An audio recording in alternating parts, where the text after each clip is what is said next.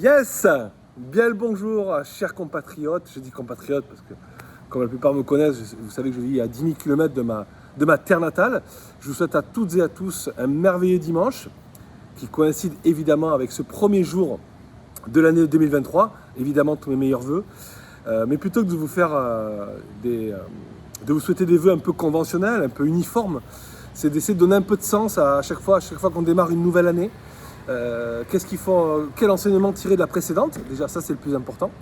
Effectivement, autant il ne faut pas regarder dans le rétro, il faut toujours se projeter devant soi, mais autant ce qui nous a servi de socle les années précédentes doit nous permettre de progresser pour les années à venir.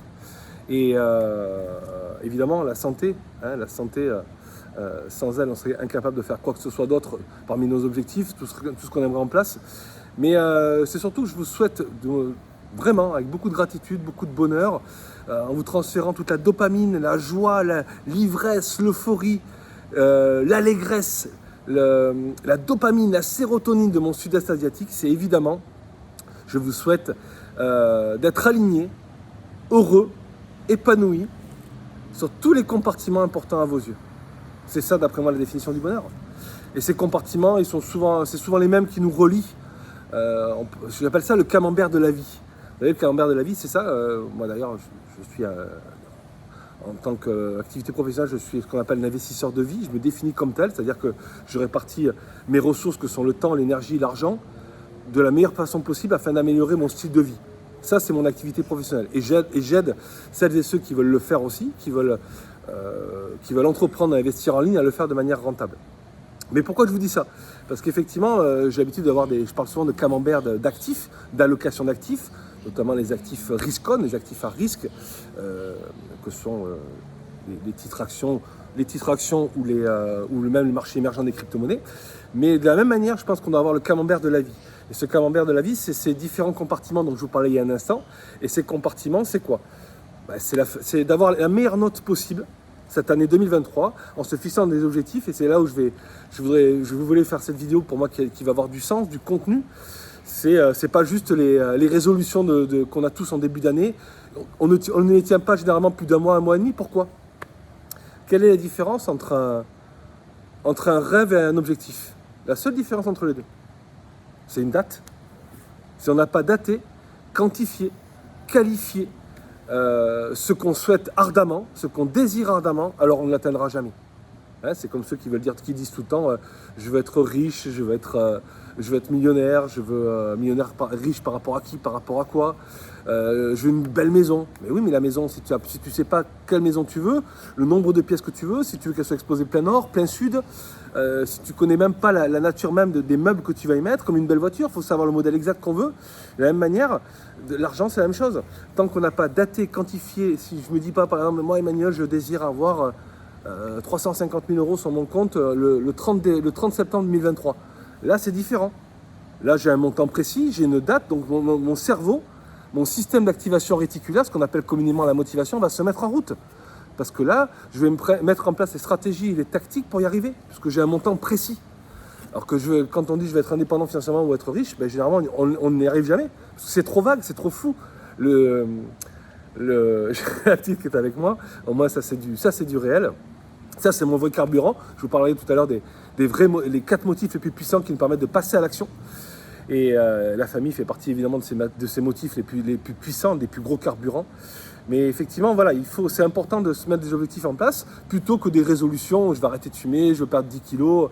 Pareil, quand je dis je veux perdre 10 kilos, si on ne se donne pas une date, je veux perdre 10 kilos pour le mois de juin 2023. Ça peut paraître trop vague, c'est encore trop vague. Ça manque de spécificité. Quand on divise par contre 10 kilos par le nombre de jours qui nous permet d'arriver à la deadline, en fait, je dois perdre 120 grammes par jour.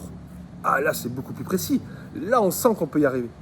Voilà, donc l'idée, c'est ça. C'est que vous soyez d'ailleurs, dans un premier temps, je vous souhaite vraiment que vous soyez épanouis sur tous les compartiments importants à vos yeux. C'est ça la définition du bonheur. Peu importe le reste. C'est que vous prenez votre vie en main. C'est que on ait les meilleures notes possibles sur les compartiments les plus importants. Je pense qu'on a tous les mêmes. C'est la santé. Moi-même, c'était un compartiment en 2022 qui m'a beaucoup impacté. Et j'ai relativisé beaucoup de choses, ça m'a permis de me recentrer. La santé j'ai été très challengé de ce côté-là. Donc c'est avoir la meilleure note possible sur la santé, sur la famille, sur les amis, sur les finances, sur le business et sur les loisirs. J'en ai relevé 6. Peut-être que vous me direz, j'en ai oublié 2 ou 3. Déjà, ces 6-là, si on arrive à avoir du 10 sur 10 sur chacun de ces compartiments, on aura fait une belle année 2023, parce que c'est ça, réussir son année. C'est pas se souhaiter les meilleurs vœux. Si on met toujours les mêmes actions en place, on aura toujours les mêmes résultats. Si on veut des choses que les autres n'ont pas, il faut avoir des choses que les autres ne font pas. Et pour ça, il faut se créer une feuille de route, des objectifs. C'est la différence avec des résolutions. Une feuille de route, c'est même sur 10 ans. Moi, je vous dirais, je vous fais part de mon feedback personnel, de mon expérience, de ce qui m'a permis de changer ma vie aussi au fil du temps, à force de répéter ces actions et d'avoir des petites actions tous les jours amènent des grands résultats par la suite. Est-ce qu'on voit bien mon environnement? Attention Elsa, tu te décales un peu. Voilà, je vous fais partager un petit peu ça aussi, parce que celles et ceux qui vont écouter, la majeure partie des gens qui vont écouter cette vidéo, vous êtes en France, il fait un peu plus froid, on est un peu moins en t-shirt et on est un peu moins au bord d'une piscine. C'est aussi ça le contraste. On ne s'épanouit que dans les contrastes. Voilà. Allez, ok. Donc effectivement, c'est déjà l'idée vraiment de faire cette vidéo avec vous. Alors je me recadre un petit peu. Les aléas du direct. C'est que plus que de vous souhaiter des vœux de réussite, de votre santé, de prospérité, de bonheur, c'est surtout de vous aider à peut-être à mettre en place des objectifs. Si vous ne le faites pas, si vous... peut-être que vous n'avez pas encore suffisamment d'éléments pour se dire mais qu'est-ce qui me motive vraiment? Voilà d'ailleurs comment je vais intituler cette vidéo, c'est qu'est-ce qui me motive vraiment? Qu'est-ce qui me pousse à agir? Je me souviens de mes mentors me disaient il y a 4 ans en arrière, il me disait Emmanuel, je ne comprends pas, ton intelligence ne reflète pas ton compte en banque, parce que mon compte en banque était à 0. Alors moi, beaucoup d'ego à l'époque, d'ailleurs l'ego, il faut vraiment en avoir le moins possible, hein. C'est humblement ce que je peux vous recommander. Là, c'est aussi mon mentor qui me disait, l'ego ne donne jamais à manger au frigo, et il avait raison. Tous les gens qui réussissent dans la vie, dans tous les compartiments, c'est des gens qui sont d'une grande humilité. Et donc, tout flatté, il dit, ah, super, il me trouve intelligent, mon mentor, c'est génial. Mais en fait, c'est pas ça qu'il fallait comprendre, c'est que ce qu'il fallait que je comprenne par cette phrase qui m'a dit, ton intelligence ne reflète pas ton compte en banque, c'est en fait, je n'avais pas suffisamment de raisons pour agir, pour faire la différence. T'as beau être génial, intelligent, t'as beau avoir lu tout le livre de la planète, si tu mets pas des actions en place, tu n'auras pas de résultat. C'est ça que ça voulait dire. C'est ce que voulait dire en fait mon mentor à l'époque quand il me disait ça. Alors je suis sur des supports un peu précaires, vous voyez, c'est un peu instable, de temps en temps, il faut que je recale un peu, je suis sur des coussins pour être à peu près, que ça soit agréable à regarder, qu'on soit à peu près sur la même dimension. Mais voilà, l'idée c'est, vous prenez une feuille de route, ça c'est la meilleure chose, encore une fois, que vous pouvez faire pour cette année, pour vous rendre service. Fixez-vous des objectifs à court terme, à moyen terme et à long terme, sur 10 ans. Moi, j'ai cette feuille de route, je l'ai appelée « Je suis en route ». Voilà, sur 10 ans. J'ai mis des objectifs pour 2023, des objectifs d'ici 3 ans, d'ici 5 ans et d'ici 10 ans. Et souvent, quand on fait l'exercice comme il faut, comme il se doit, on se rend compte que les objectifs qu'on se fixe dans 10 ans, par exemple, moi je vais arrêter de travailler dans 10 ans, c'était un objectif que je m'étais fixé déjà il y a 3 ans en arrière, donc je devrais pouvoir y arriver avant. Mais en fait, arrêter de travailler dans 10 ans, c'est l'objectif ultime. Mais ce que j'ai constaté, inconsciemment, hein, comme quoi l'inconscient, les compétences inconscientes font bien les choses, inconsciemment, je me suis rendu compte que tous les objectifs que je m'étais mis à court moyen terme me permettraient d'arriver à cet objectif ultime. Donc tout a du sens. Et les objectifs, qu'est-ce que c'est? C'est, comme je vous disais tout à l'heure, c'est les dater, les quantifier, les qualifier. Ne dites pas, je vais être riche. Ça ne veut rien dire. Et d'ailleurs, vous ne le serez jamais si vous dites ça. Ça veut strictement rien dire. Il faut aller plus loin que ça. Il faut quantifier la somme que vous voulez et au moment où vous voulez l'obtenir. Là, vous verrez que le cerveau est ainsi fait qu'il va mettre des actions en place. La motivation va se mettre en place. Que là aussi, on a des idées reçues. Souvent, on croit que... Souvent on me dit, mais tu as toujours de l'énergie, tu es toujours motivé. Non, je ne suis pas motivé, c'est l'action qui motive. C'est l'inverse. C'est pas la motivation qui nous fait faire des actions. C'est de passer à l'action qui nous motive. Et en ayant une feuille de route, des objectifs à court, moyen et long terme, vous verrez, vous serez tout le temps en action. Et donc la motivation va se régénérer en permanence. On croit ou on décroît. Là aussi, souvent, on dit, ouais, cette année, j'ai un peu stagné en 2022. Non, on est l'énergie. Moi, je suis très présocratique, Parménide, Héraclite. Je suis très philosophe de la Grèce antique, pardon. Et on est que du mouvement, on est des atomes. Donc en fait, soit on croît, soit on décroît, on ne stagne pas. Il n'y a pas de stagnation. Soit on est en croissance, soit on est en décroissance. Donc d'avoir des objectifs, vous allez tout le temps vous projeter vers l'avant. Donc cette feuille de route, elle est géniale. Je vous recommande vraiment de la faire. Alors, pour vous aider à la faire, cette feuille de route, cette feuille d'objectif à court terme, moyen terme et long terme, posez-vous 6 questions importantes. 6 questions importantes. Ok, Elsa? Les 6 questions, c'est quoi? Les 6 questions, c'est qu'est-ce que je veux être? Devenir, c'est le plus important. Vous savez qu'il n'y a rien au-dessus de la connaissance de soi. La connaissance, le savoir, c'est génial. Mais il y a une seule chose au-dessus, c'est la connaissance de soi. Ce que les Grecs appelaient la sagesse. L'ataraxie, la paix de l'âme, le nirvana, c'est la connaissance de soi. C'est l'actif le plus rentable. Moi qui suis dans les actifs financiers depuis de nombreuses années, je peux vous dire vraiment une chose, l'actif le plus rentable qui vous fera gagner le plus d'argent, de temps, d'énergie, donc d'être investisseur de vie, c'est d'investir sur soi. Donc qu'est-ce que je veux être? Voilà la première question à laquelle il faudrait répondre pour mettre vos objectifs en place, les écrire. Qu'est-ce que je veux avoir? Parce que souvent on oppose spiritualité et matérialisme. Non, les deux sont nécessairement liés. C'est pas incompatible. Donc qu'est-ce que je veux être? Qu'est-ce que je veux avoir? Qu'est-ce que je veux voir? Où est-ce que je veux aller? Le côté temporel, géographique. Par exemple des voyages, c'est pas un objectif aussi. Tiens, je veux me fixer en septembre, je veux partir en Thaïlande. Ben voilà, on va mettre des choses en place pour y arriver. On va mettre 20 € par semaine dans une petite boîte pour se financer ce voyage, par exemple. Donc qu'est-ce que je veux être? Ça c'est le plus important. Devenir avant d'obtenir. Être avant d'avoir. Qu'est-ce que je veux avoir? Qu'est-ce que je veux être? Qu'est-ce que je veux avoir? Qu'est-ce que je veux voir? Où est-ce que je veux aller? Et qu'est-ce que j'aimerais partager? Parce que le partage, c'est un des motifs les plus puissants. Tout a du sens dans la vie si on le partage. Hein, même quelqu'un, encore une fois, qui est millionnaire dans son yacht mais qui est tout seul, je ne suis pas convaincu qu'il soit foncièrement heureux. Il faut partager. La générosité, c'est un des motifs les plus puissants. Voilà, vous vous posez ces questions-là, tout doucement, vous écrivez des objectifs, même si ça vous paraît futile, des petits objectifs. Après, par élimination, vous garderez que 16 objectifs. Moi, c'est ce que j'ai fait, c'est ce que mon mentor m'a appris, et ça m'a permis vraiment de prendre ma vie en main. Mais au début, mettez tout ce qui vous passe par la tête. Qu'est-ce que je veux être? Qu'est-ce que je veux avoir? Qu'est-ce que je veux partager? Qu'est-ce que je veux voir? Où est-ce que je veux aller? Posez-vous ces questions et mettez tout par écrit comme ça. Et à la fin, vous sélectionnez 16 objectifs, 4 pour l'année 2023, 4 dans 3 ans, 4 objectifs dans 5 ans et 4 d'ici 10 ans. Et là, vous avez ce qu'on appelle ça, votre feuille de route, votre GPS, votre cap à suivre. Hein, c'est comme quand on a un yacht, encore une fois, je prends toujours l'exemple des gens qui réussissent parce que on arrive plus souvent, c'est plus des gens inspirants que l'inverse. Ben, le yacht, s'il n'a pas de boussole, il ira nulle part. Il sortira jamais du quai. Ferrari, pareil, ça va très vite. Si on n'a pas de GPS, on ne sait pas où on va avec, on va prendre le premier arbre qui va arriver. On va sortir de la route. Donc voilà, ça c'est la meilleure chose que je peux vous souhaiter pour cette année 2023. À n'en point douter, on a une année 2022 en plus qui a été, alors moi dans mon secteur d'activité qui sont les actifs financiers, on a une année inédite. Ça aussi, se dire que finalement ce qu'on a traversé en 2022, moi je dis souvent que ça arrive une fois dans une décennie. Inflation hors de contrôle qui commence à enfin être contrôlée avec des taux d'intérêt extrêmement élevés de la part des banques centrales. Crise de l'énergie, conflit géopolitique. Dans mon écosystème qui est relatif à la blockchain, on a eu des Bernard Madoff, des Lehman Brothers à tout va depuis 6 mois, des faillites en cascade. Donc vraiment des années comme ça, elles sont uniques, inédites. Donc bravo à vous en tout cas pour avoir été résilient. La résilience c'est une grande qualité aussi et on peut faire que mieux. Mais si vous avez des objectifs, évidemment, vous allez pouvoir arriver à faire la différence plus rapidement. Et voilà, c'était... alors, je peux peut-être vous donner un dernier indice qui peut vous aider aussi. C'est qu'est-ce qui me motive vraiment? Qu'est-ce qui va me pousser à agir? Ce qu'on appelle le pourquoi émotionnel. Celui-là, Elsa. Celui-là. Pas le pourquoi rationnel. Le rationnel, ça se démonte.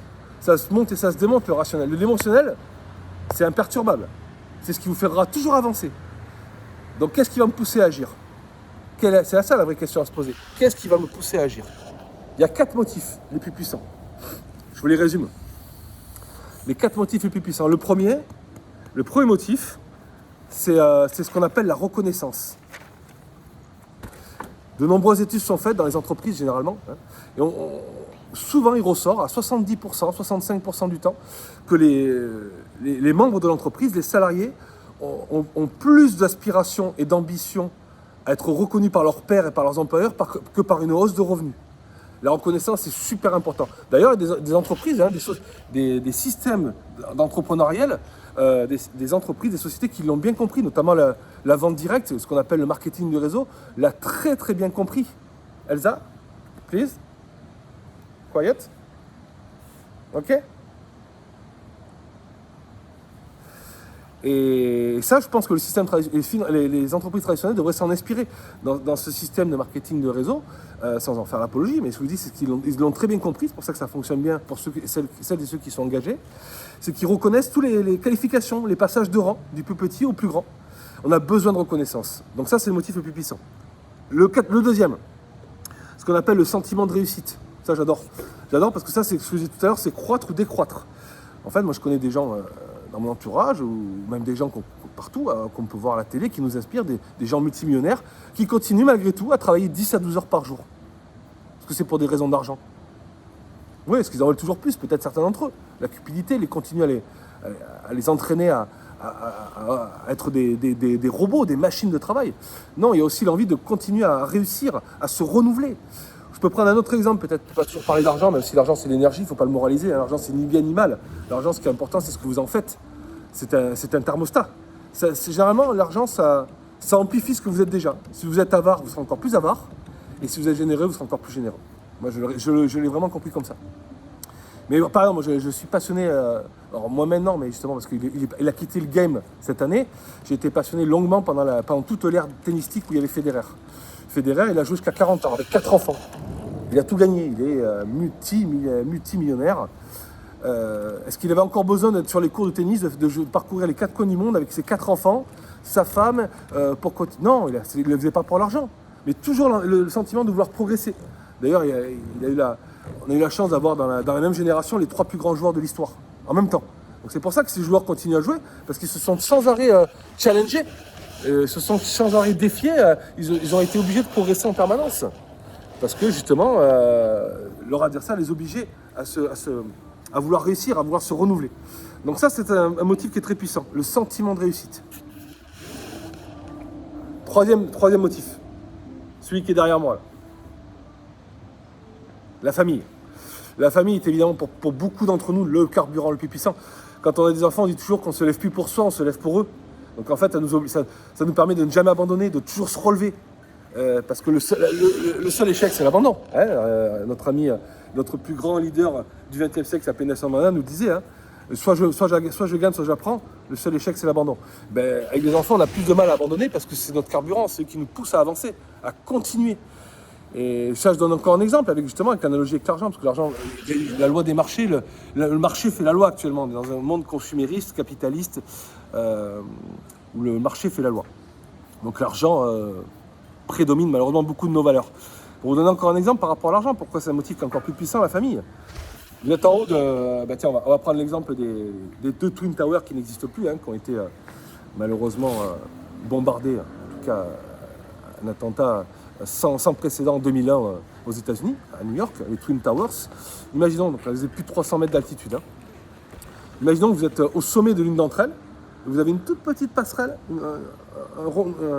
une traverse en bois qui fait 20 cm de large, 20-25 cm de large. Et on me dit, voilà, Emmanuel, je te donne 1 million d'euros et tu traverses les 2 tours. Alors moi, en plus, ça tombe mal, j'ai le vertige. Et je vous garantis, réfléchissez bien dans votre fort intérieur. Est-ce que vous serez capable de le faire pour 1 million d'euros? Moi, je vous dis non. Par contre, toujours dans le même exemple, je suis toujours en haut de cette tour. Toujours cette traverse de bois de 25 cm pour traverser une tour à l'autre à 300 mètres d'altitude. On ne voit même pas les gens tellement on est haut. En plus, moi qui suis le vertige, ça serait un double rôle de composition. Et on me dit, et l'autre tour est en train de brûler, et il y a ma famille qui est dedans, mes enfants et ma femme. Et là, je ne vais pas hésiter une minute. Ça, c'est pour ça qu'on dit, c'est un pourquoi émotionnel. Ça va vous pousser à agir. Effectivement. Si je tombe, tant pis, j'aurais essayé. Là aussi, c'est une phrase qui revient souvent. Si j'essaie, j'ai une chance de perdre. Si je n'essaie pas, j'ai déjà perdu. Et ça, c'est ce qu'on comprend avec le motif familial. Donc on aura plus facilement le moteur, le carburant pour soulever des montagnes avec la famille que même pour juste pour une somme d'argent. Pour l'argent, je ne le ferai pas, je ne traverserai pas, je vous assure. Si on est objectif avec soi-même, il y a très peu de gens qui le feraient. Par contre, si j'ai des gens de ma famille les plus proches qui sont dans la tour qui est en train de brûler en face de moi, j'y vais sans hésiter. Et le 4e motif qui peut nous faire avancer, donc c'est, rappelez-vous, la reconnaissance, qui peut être des moteurs pour vous aider à mettre vos objectifs et à les réaliser. Parce que les résolutions, pourquoi la plupart des gens ne ne les accomplissent pas jusqu'au bout. Ils sont motivés le premier mois et après ça s'estompe parce qu'en fait, ils n'ont pas de bonnes raisons à agir. Il n'y a rien qui les pousse à agir. C'est pour ça que je passe un peu de temps à vous expliquer ces motifs-là. Quand vous vous reconnaissez dans un des 4 motifs, peut-être ça peut être les 4. Hein. Il y en a toujours un qui prédomine les autres, mais ça peut être les 4. Reconnaissance, sentiment de réussite, de se renouveler en permanence, de croître. La famille. Et le 4e, un peu plus méconnu, mais c'est finalement ce que font les plus grands hommes, ceux qui ont le plus d'argent. C'est à ça qu'on reconnaît aussi un grand homme. C'est à ce qu'il va laisser derrière lui à titre posthume. Et souvent on le voit, hein, même Bill Gates notamment, je pense à lui spontanément, qui a créé de nombreuses écoles et des œuvres caritatives, les écoles dans le tiers-monde. C'est ça, la marque d'un grand homme. C'est pas d'avoir des millions et des millions d'euros sur son compte en banque, c'est qu'est-ce que j'en fais. Et c'est la générosité, le motif de désir de partager. Voilà le 4e motif. C'est ce qui donne du sens. Je dis souvent, moi, oui, je veux gagner beaucoup d'argent. Pourquoi ? Pas pour le laisser sur mon compte, parce que l'argent, en plus, c'est de l'énergie, il faut qu'il circule. Hein. Là, on finira aussi là-dessus, moi qui suis investisseur, encore une fois, maintenant de métier.